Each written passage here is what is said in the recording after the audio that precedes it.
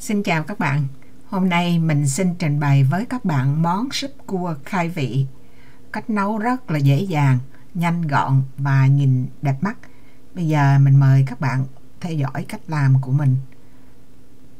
Cua thì mình mua là 1,8 kg. Mình sẽ đập vỏ ra lấy thịt là 750 g.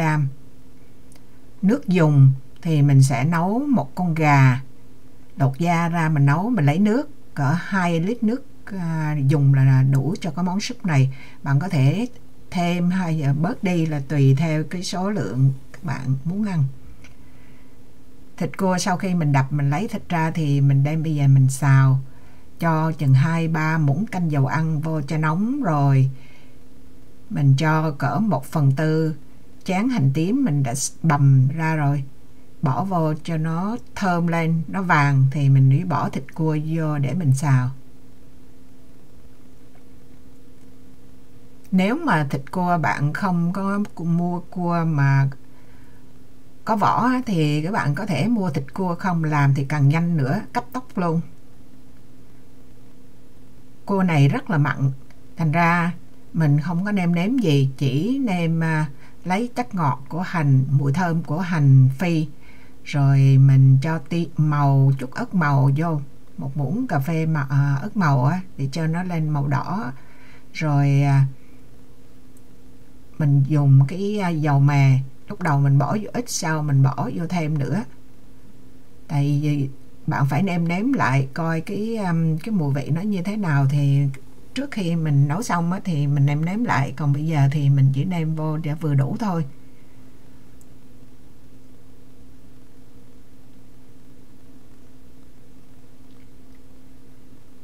Bạn thấy mình để vô thì mới hơn 1 muỗng cà phê, lát mình cuối khi nấu xong mình bỏ thêm 1 muỗng nữa. Cho tiêu vô, nếu mà bạn có tiêu trắng thì tiêu sọ thì càng tốt, còn không có thì mình cứ xài tiêu đen tại vì đây là súp đủ màu hết. Nấm đông cô mình mua, các bạn có thể xài nấm tươi, nấm khô, còn hôm nay thì mình xài nấm tươi. Nấm tươi thì nó trắng trẻo đẹp đẽ hơn, nhưng mà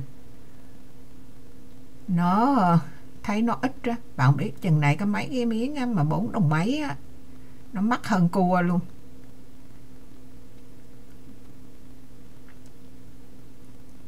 Mình xắt nó ra cũng như hạt lựu luôn, nếu mà bạn muốn thì để xắt mỏng dài, còn mình thích xắt hạt lựu hơn, tất cả đều là hạt lựu hết. Cái nấm này thì để trên cái hình đó là 113 g. Rồi mình mua 2 cái bịch đông lạnh, mỗi bịch này nó ghi là 283 g. Một bịch là bắp, rồi một bịch là đậu Hòa Lan với lại cà rốt. Bắp nói bắp trắng mà mình nhìn ra thì bắp vàng.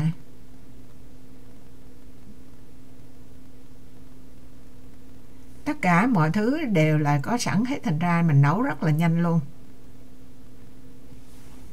Mình cũng nói thêm, nấm đông cô nếu mà mình mua nấm tươi nó có mùi, nó ít nặng mùi như là cái nấm khô. Chả gà thì mình sẽ xài cỡ 250 g chả gà, cũng xắt hạt lựu luôn. Mình xắt sau nó hơi to, xắt nhỏ hơn chút nữa thì mình nấu ra nó đều với những cái thứ khác. Mình xắt to quá khi nấu nó đỡ ra nữa đó. Cái này thì mình cũng là tự làm luôn. Tất cả những cái gà bạn có thể nấu nước dùng bạn có thể mua luôn cái lon nước cốt gà luôn. Rồi cua thì mình có mua sẵn thịt cua luôn, thì bạn chỉ bỏ vô nấu nước sôi lên rồi bỏ đồ vô là nó xong cái món súp. Nó là súp cấp tốc á. Chả thì cũng đâu phải ai cũng phải làm như mình, thành ra mua đòn chả và xắt ra nhỏ. Để chả này thì mình xay thịt gà ra, mình làm rồi mình chiên bằng cái air fry, cho nên bạn thấy nó nhăn nhúm vậy đó, là chiên air fry á.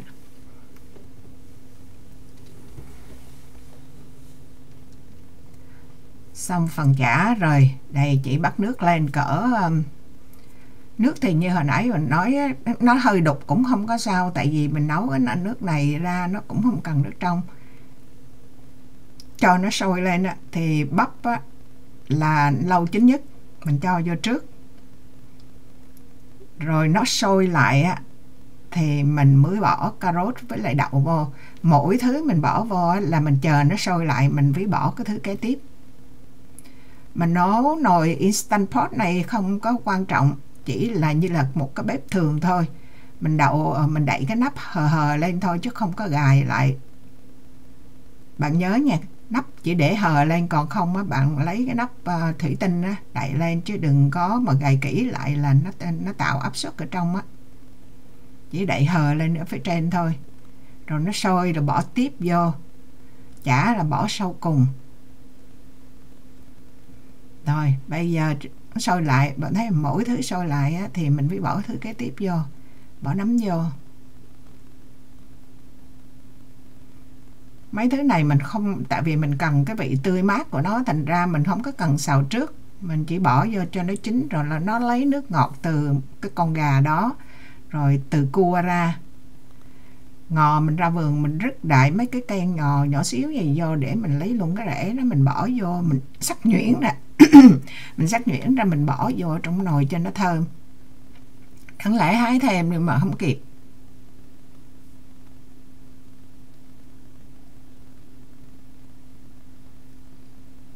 Mình muốn làm nhanh nhưng mà sợ đứt tay á, thành ra cũng cắt từ từ. Bỏ vô nồi.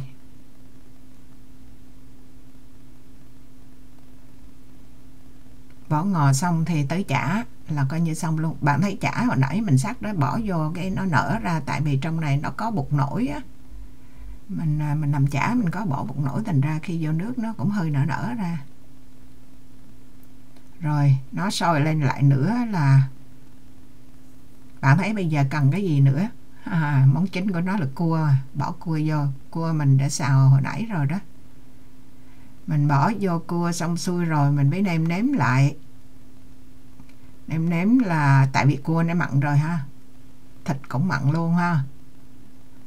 Hoành chả đó là mình cũng nêm rồi.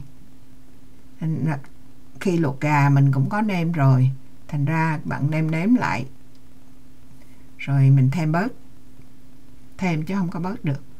Rồi bây giờ thì phần bột, lúc đầu mình pha cái 50g bột với lại 50g nước, nhưng mà khi mình bỏ vô á, nó còn loãng lắm. Bây giờ mình cho vô 1 muỗng cà phê muối đó.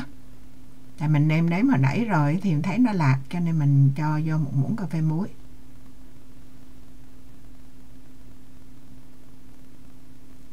Mình cho bột vô thì mình thấy loãng á, thành ra mình cho thêm 50g bột với lại 50g nước nữa. Bạn cứ tùy theo cái cách nấu của mình coi á, nó lỏng đặc như thế nào rồi mình thêm bớt. Lửa luôn luôn nấu từ đầu đến đuôi là mình dùng lửa trung bình không.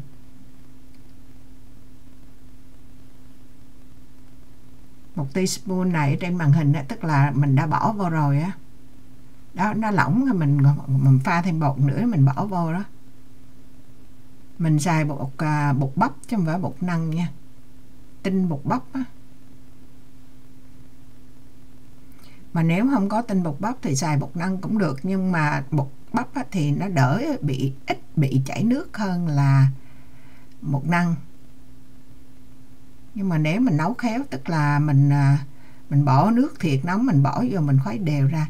Bạn thấy bây giờ là mình thêm dầu mè đó, tại vì khi mình nếm lại á, cái mùi cua nó mạnh quá, mình phải thêm dầu mè vô cho nó giảm bớt cái mùi cua. 2 cái trứng mình đánh sơ ra rồi mình bỏ qua rây cho nó chảy sợi xuống á. Cái tuần tự á, thì bạn thấy mình bỏ bột vô trước, bột vô để nó định đặc hay như thế nào, rồi mình mới bỏ trứng vô sau.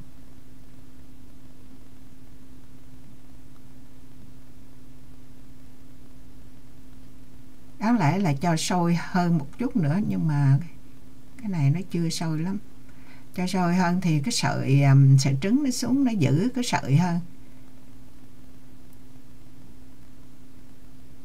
Cái lòng trắng nó còn đặc á, thành ra mình phải chà nó xuống, chứ còn để tự nó chảy nó không có chảy.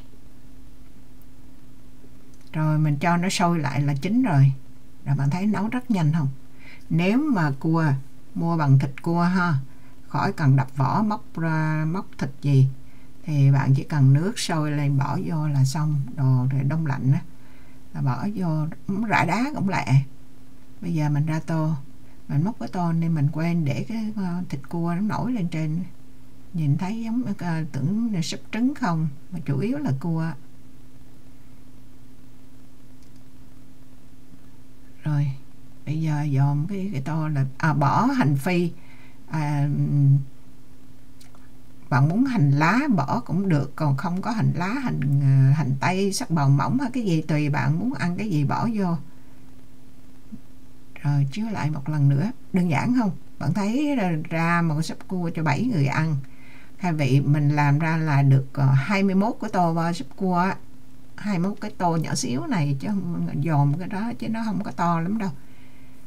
Rồi video của mình coi như là xong. Cảm ơn các bạn đã theo dõi. Hẹn gặp lại các bạn trong những video kế tiếp. Bye bye.